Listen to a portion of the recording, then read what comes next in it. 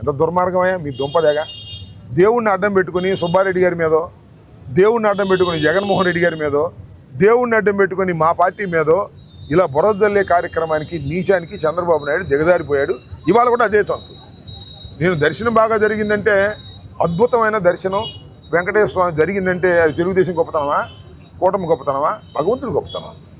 అక్కడ వెంగమాంబ ఉచిత అన్నప్రసాద కేంద్రంలో అద్భుతమైన భోజనం ఉందంటే ఇవాళే లేదు, 85 నుంచి ఉంది భోజనం బ్రహ్మాండంగా. నేను ఇవాళ చూశాను కాబట్టి చెప్తే బీఆర్ నాయుడు బ్రహ్మాండంగా చేస్తానని చెప్పానని చెప్తున్నారు. సిగ్గుండాలా, లజ్జ ఉండాలా? ఏది పడితే అది వాడుకునేటటువంటి కార్యక్రమం ఈ బీఆర్ నాయుడు. ఆయన కూడా రాధాకృష్ణ కూడా అతని ఛానల్లో కూడా వేశాడు. నా వార్తలు ఎప్పుడు వేయరాళ్ళు, ఈ మాత్రం వేశారు. చాలా సంతోషం. నెగిటివ్గాను పాజిటివ్గాను వేస్తున్నారు. అండ్ పిచ్చి వేషాలు వేసానుకో మీ మీద యాక్షన్ తీసుకుంటాం. నాది ఒక చిన్న యూట్యూబ్ ఛానల్ ఉంది, దానిలో నేను రకరకాల అభిప్రాయాలు చెబుతూ ఉంటాను. దాన్ని వక్రీకరించి చేసేటటువంటి వ్యక్తుల మీద ఖచ్చితంగా యాక్షన్ తీసుకుంటానని కూడా ఈ సందర్భంగా నేను చెప్పదలుచుకున్నాను.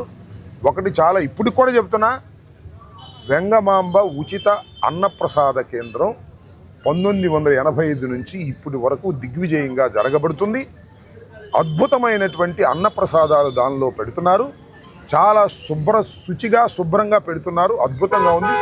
ఎవరైనా భక్తులు వెళ్ళినప్పుడు మీకు తీరుకుంటే వెళ్ళి నేను భోంచేసినట్టుగా భోంచేసి రండి, బాగుంటుంది.